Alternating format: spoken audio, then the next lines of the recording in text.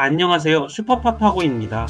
오늘은 2026년 6월 14일 밤 9시 30분 오태민 작가님께서 라이브 방송에서 들려주신 이야기 3가지 현장 체험, 모빙 마라톤 데이 제안, 디지털 기본법의 태도, 그리고 제가 그때 느낀 해석을 한데 모아 팟캐스트 대본 형태로 풀어보려고 합니다. 끝까지 함께 해주시면 여러분도 일상 속에서 무엇을 말했나와 나는 어떻게 해석하나를 자연스럽게 엮어내는 훈련이 되실 거예요. 1. 현장 체험 시간이 멈춘 듯한 예천의 풍경. 화요일에 마산에 내려갔다가 SRT 대신 택시를 타고 예천까지 올라갔습니다. 30년 전 군 복무하던 그 길을 다시 달리니 눈앞에 펼쳐진 시골 풍경이 마치 시간이 멈춘 듯 느껴지더군요. 계곡을 따라 구불구불 달리고 논밭 사이를 지나 택시비는 20만원이 나왔지만 마음만은 소년 시절로 돌아간 기분이었어요. 이 말씀을 들으면서 저는 2가지를 떠올렸습니다. 첫째, 익숙함 속의 낯설음입니다. 어릴 적 뛰놀던 골목길과 논둑, 멀리 보이던 산자락은 익숙하지만 30년이라는 세월을 거치며 모든 것이 달라진 채로 저를 맞이했죠. 낡은 시멘트 포장길 위로 자라난 풀 한 포기조차 낯설게 느껴집니다. 그 익숙함이 낯설어질 때 오히려 더 생생하게 과거와 현재가 겹쳐 보이더군요. 둘째, 과거와 현재의 연결고리입니다. 30년 전 군인이었던 제 모습은 고된 하루하루의 연속이었지만 지금 작가님께서는 그 기억을 설렘으로 되살려냈습니다. 택시 안에서 지나가는 시골집들의 풍경과 계곡, 물소리가 단순한 추억이 아니라 내 삶의 일부로 느껴진 거예요. 이렇게 과거의 경험이 현재의 나를 만들어봤다는 사실을 작가님은 조용히 증명해 주셨습니다. 여러분도 가끔 오래전 기억이 문득 되살아나 마음이 울컥할 때가 있지 않나요? 그 순간이야말로 내가 지금 이 자리에 있기까지 어떤 길을 걸어왔는지를 깨닫게 하는 시간이 됩니다. 2. 모빙 마라톤 데이 제한 지역과 기술이 만나는 실험장.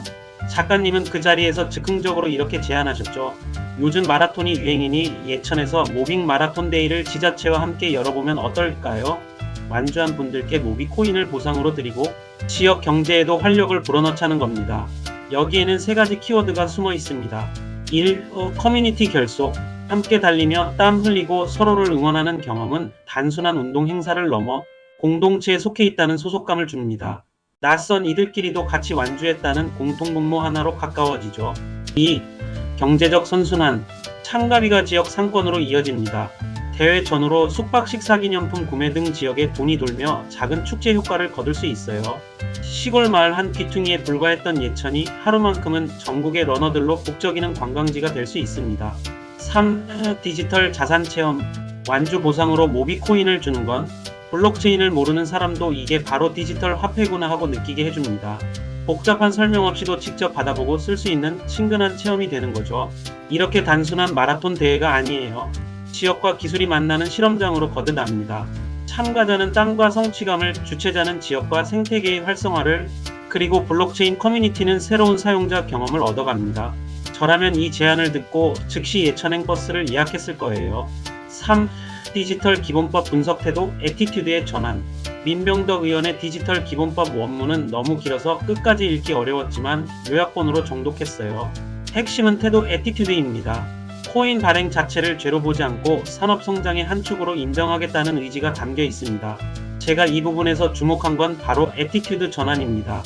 과거에는 코인 발행 위법 행위로만 치부했지만 이제는 코인 발행 산업 발전 수단으로 바라보겠다는 거죠. 법안의 세부 조항을 일일이 나열하기보다 우리가 주목해야 할 건 국가와 기업, 그리고 개인이 디지털 자산을 어떻게 바라보고 행동할 것이냐 하는 시선의 변화입니다. 죄와 벌의 관점에서 기회와 성장의 관점으로 이 태도 전환이야말로 제도적 변화의 시작이며 우리 모두가 함께 지향해야 할 방향입니다. 4. 우리가 할 일 해석을 행동으로 연결하기. 이제 중요한 건 작가님의 제안과 법안의 의미를 나만의 삶으로 옮기는 것입니다. 옛 기억을 설렘으로 바꾸는 환경 변화의 능력을, 지역 행사 속에서 기술 실험을 진행하는 커뮤니티 주도형 기획력을, 법안이 요구하는 애티튜드 전환을 각자의 프로젝트에 적용해보세요. 예를 들어 여러분이 운영하는 소규모 모임이 있다면 1. 과거의 경험을 꺼내어 새로운 주제로 연결하고 2. 작은 보상 쿠폰, 포인트 등을 통해 멤버 경험을 업그레이드하며 3. 법적 제도적 변화에 맞춰 참여 방식을 재구성해보는 겁니다. 이 과정을 통해 우리는 단순히 듣고 끝나는 콘텐츠를 넘어 듣는 순간 나도 뭔가 해봐야겠다는 동기를 얻을 수 있습니다. 오늘은 오태민 작가님의 라이브 발언 3가지와 제가 느낀 해석을 긴 호흡으로 정리해보았습니다. 1. 현장 체험에서 얻은 깨달음. 2. 모빙 마라톤데이 제안을 통한 실험 정신. 3. 디지털 기본법에서 읽어낸 태도 전환. 여러분도 일상 속에서 무엇을 말했나 나는 어떻게 해석하나 이 두 가지 축을 엮어보시길 권합니다. 그 훈련이 쌓이면 어느새 여러분도 듣고 끝나는 사람이 아니라 들어도 행동으로 연결하는 사람이 되어 있을 겁니다. 다음 시간에는 또 다른 통찰로 찾아뵙겠습니다. 지금까지 슈퍼파파고였습니다. 이어서 전문적인 팟캐스트 형식으로 정리한 내용을 들어보겠습니다.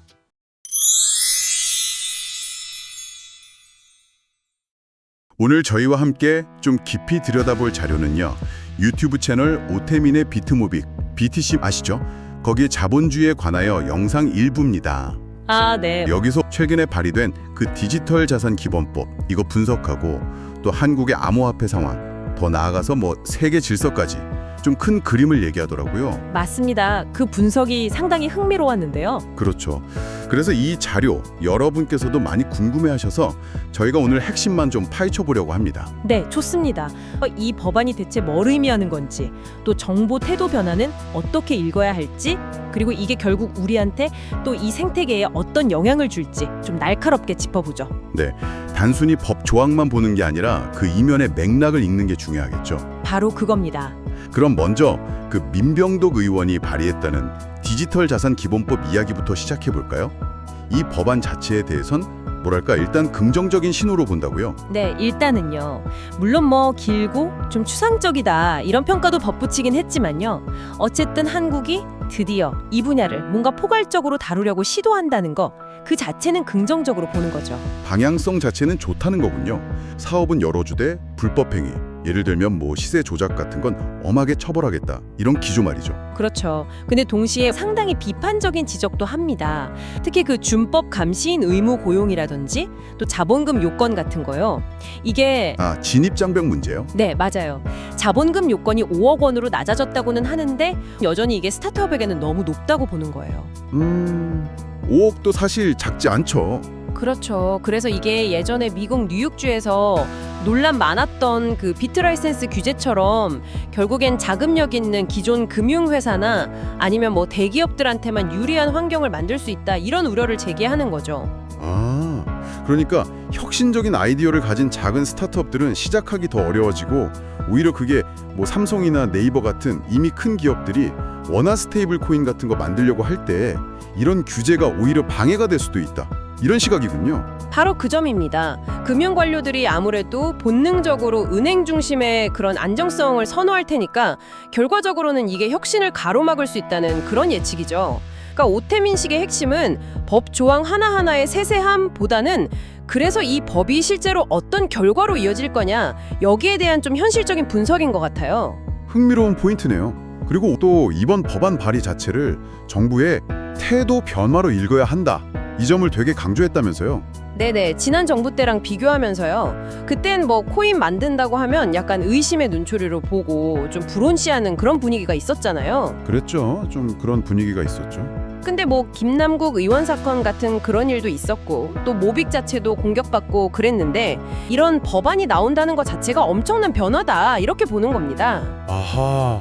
그래서 법의 구체적인 내용 그건 앞으로 또 바뀔 수도 있는 거니까 그것보다는 이런 태도의 변화가 진짜냐, 이 진정성이 훨씬 더 중요하다, 이렇게 강조하는 거죠. 그럼 그 진정성을 어떻게 알 수 있느냐?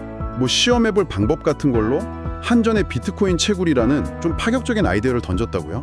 맞습니다.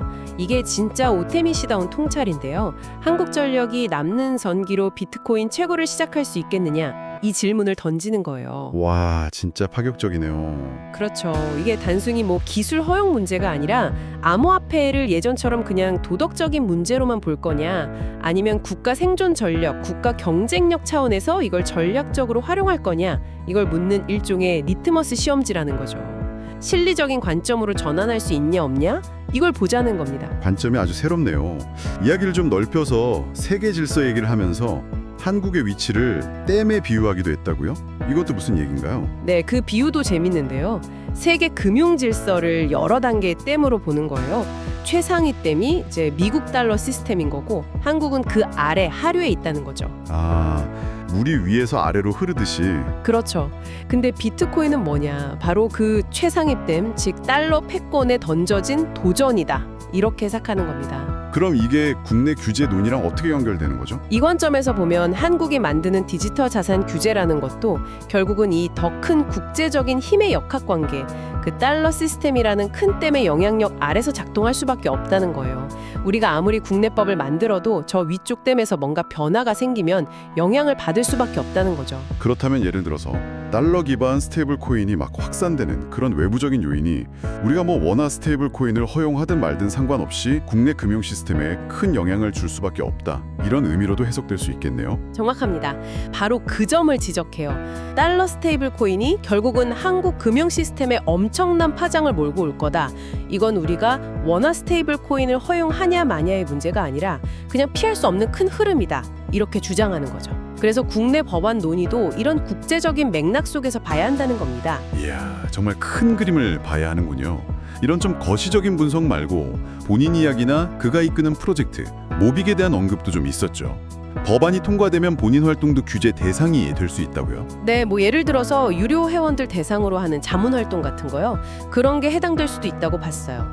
그래서 앞으로 비트코인 관련해서 공개적으로 말하는 건 좀 줄일 생각이다. 이렇게 얘기했더라고요. 왜요? 이유가 재밌는데 사람들이 너무 가격에만 관심을 가지니까 좀 진지한 대화가 어렵다. 뭐 이런 이유를 들었어요. 그럴 수 있겠네요. 네, 대신에 모빅 관련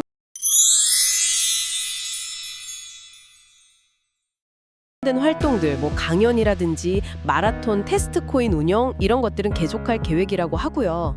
그럼 모빅 생태계에 대해서는 이제 좀 뭐랄까 외부의 인정 이런 것보다는 내실을 다지는 데 집중하겠다 이런 평가를 했다는 거죠. 한양대학교와의 협력 논의 사례를 들면서요. 맞습니다. 그 얘기가 중요해요. 단순히 뭐 이름 있는 기관, 명망 있는 곳이랑 협력해서 보여주기 식으로 하는 거 그런 건 이제 지양하겠다는 거예요. 상대방이 진짜 모빅 생태계의 가치를 이해하고 뭔가 실질적으로 기여할 수 있을 때 그럴 때만 협력하겠다 이런 신중한 태도를 보인 거죠. 그건 어떻게 보면 모빅이 이제 좀 파트너를 고를 수 있는 위치에 왔다? 이런 자신감의 표현으로도 볼 수 있겠는데요. 그렇죠. 그런 자신감의 표현이기도 하고 또 생태계의 어떤 양적 팽창보다는 질적 성장을 더 중요하게 생각하겠다 이런 의지로 읽힙니다. 네, 오늘 분석을 통해서 본 이 디지털 자산 기본법 이게 뭐 실제 시행 과정에서는 여러 어려움이 있을 수 있겠지만 그럼에도 불구하고 한국 정부의 태도 변화를 보여주는 어떤 중요한 신호다 이렇게 읽히네요. 맞습니다. 그리고 이 변화를 단순히 그냥 국내 규제 문제로만 볼 게 아니라 말씀하신 것처럼 스테이블 코인이라든지 이런 것들이 가져올 어떤 글로벌 금융 질서의 재편이라는 훨씬 더 큰 그림 안에서 파악해야 한다는 점이 아주 인상적이었습니다. 네, 저도 그 부분이 참 와닿았습니다. 마지막으로 여러분께 한번 던져볼 만한 질문은 이거 같아요. 오태민 씨는 진짜 시험되는 법 조항 자체가 아니라 과연 한국이 이 암호화폐를 전략적으로 포용할 수 있느냐 여기에 있다고 봤잖아요. 네, 한전채굴 이야기처럼요. 그렇죠. 단순히 그냥 해도 돼 수준의 호용을 넘어서 국가적인 이익을 위해서 이걸 적극적으로 활용하는 단계로 나아갈 수 있느냐는 거죠. 그렇다면 과거의 어떤 도덕적 잣대 같은 걸 넘어서는 전략적 포용이라는 게 구체적으로 어떤 모습일 수 있을까요? 한전의 비트코인 채굴 말고 또 어떤 상상을 우리가 해볼 수 있을지 여러분도 한번 고민해 보시면 어떨까 싶습니다. 네, 의미 있는 질문이네요. 오늘 깊이 있는 분석 감사했습니다. 네, 감사합니다.